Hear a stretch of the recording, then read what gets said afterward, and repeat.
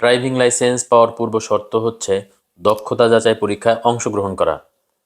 এই দক্ষতা যাচাই পরীক্ষা 3টি ধাপে হয়ে থাকে: লিখিত, মৌখিক এবং ব্যবহারিক। লিখিত পরীক্ষায় 20 মিনিটে 20টি প্রশ্নের উত্তর আপনাকে দিতে হবে, যার মধ্যে 5 নম্বর হচ্ছে 12। লিখিত পরীক্ষায় পাশ করতে না পারলে কিন্তু আপনি পরবর্তী যে পরীক্ষাগুলি আছে অর্থাৎ মৌখিক এবং ব্যবহারিক পরীক্ষায় কিন্তু আপনি অংশগ্রহণ করতে পারবেন না।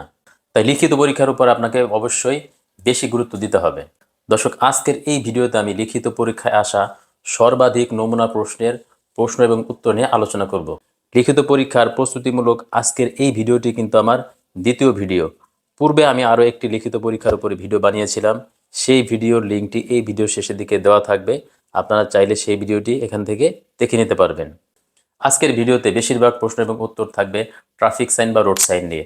অর্থাৎ আজকের ভিডিওটি যদি আপনি গুরুত্ব সহকারে দেখেন তাহলে একই সাথে কিন্তু আপনার লিখিত পরীক্ষা এবং মৌখিক পরীক্ষার প্রস্তুতি হয়ে যাবে। দেরি না করে চলুন আমরা শুরু করে দেই আজকের প্রথম প্রশ্নটি। আজকের প্রথম প্রশ্নটি হচ্ছে, ট্রাফিক সাইন বা রোড সাইন প্রধানত কত প্রকার ও কি কি?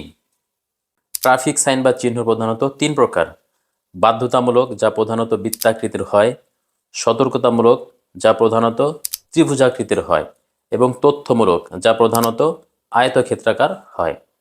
দ্বিতীয় প্রশ্নটি হচ্ছে, লাল বৃত্তাকার সাইন কি নির্দেশনা প্রদর্শন করে? নিষেধ বা করা যাবে না, অবশ্য বর্জনীয় নির্দেশনা প্রদর্শন করে। অর্থাৎ লাল বৃত্তাকার যে সাইনগুলি, সেই সাইন আপনি দেখলে আপনি ওই কাজটি সেখানে অবশ্যই করতে পারবেন না।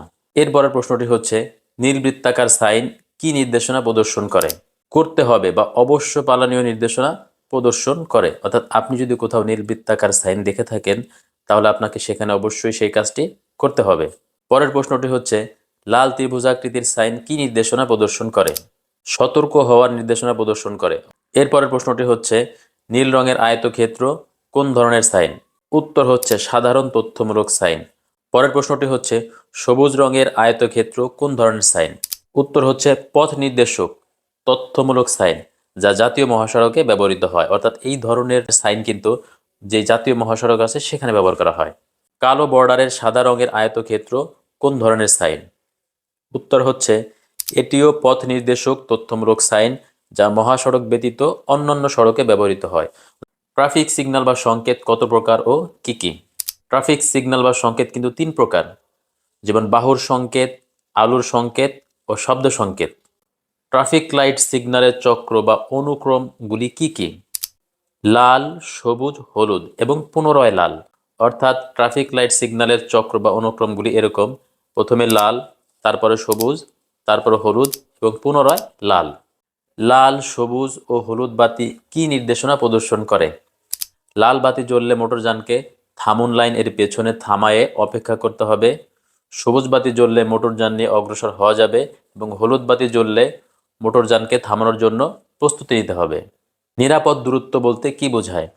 সামনের মোটরযানের সাথে সংঘর্ষ এড়াতে পেছনের মোটরযানকে নিরাপদে থামানোর জন্য যে পরিমাণ দূরত্ব বজায় রেখে মোটরযান চালাতে হয় সেই পরিমাণ দূরত্বকে নিরাপদ দূরত্ব বলে। এরপরের প্রশ্নটি হচ্ছে, পাকা ও ভালো রাস্তায় 50 কিলোমিটার গতিতে মোটরযান চললে নিরাপদ দূরত্ব কত হবে? উত্তর হচ্ছে 25 মিটার। পাকা ও ভালো রাস্তায় 50 মাইল গতিতে মোটরযান চললে নিরাপদ দূরত্ব কত হবে? 50 গজ বা 100 ফুট।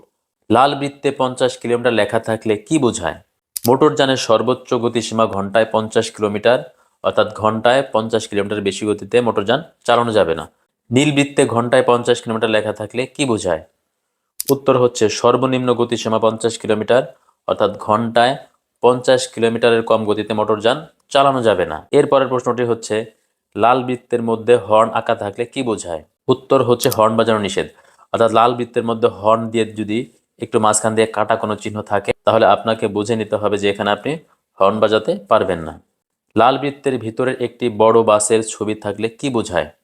বড় বাস প্রবেশ নিষেধ। অর্থাৎ এরকম ট্রাফিক সাইন যদি কোথাও থাকে তাহলে সেখান দিয়ে বড় বাস প্রবেশ করানো যাবে না। এরপরের প্রশ্নটি হচ্ছে, লাল বৃত্তে একজন চলমান মানুষের ছবি আঁকা থাকলে কি বোঝায়? উত্তর হচ্ছে পথচারী পারাপার নিষেধ। লাল ত্রিভুজে একজন চলমান মানুষের ছবি আঁকা থাকলে কি বোঝায়? উত্তর হচ্ছে সামনে পথচারী পারাপার, তাই সাবধানে গাড়ি চালাতে হবে বা সাবধান হতে হবে।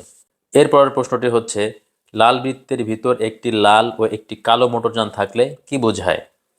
এর মানে হচ্ছে ওভারটেকিং নিষেধ। অর্থাৎ এইরকম ট্রাফিক সাইন যদি কোথাও আপনি দেখেন, তাহলে সেখানে আপনি ওভারটেক করতে পারবেন না। এরপরের প্রশ্নটি খুবই গুরুত্বপূর্ণ। প্রশ্নটি হচ্ছে কোন কোন স্থানে মোটরযানের হর্ন বাজানো নিষেধ? নীরব এলাকায় মোটরযানের হর্ন বাজানো নিষেধ। এছাড়া হাসপাতাল, শিক্ষা প্রতিষ্ঠান, অফিস আদালত বা অনুরূপ প্রতিষ্ঠান সমূহের চতুর্দিকে 100 মিটার পর্যন্ত এলাকা নীরব এলাকা হিসেবে চিহ্নিত।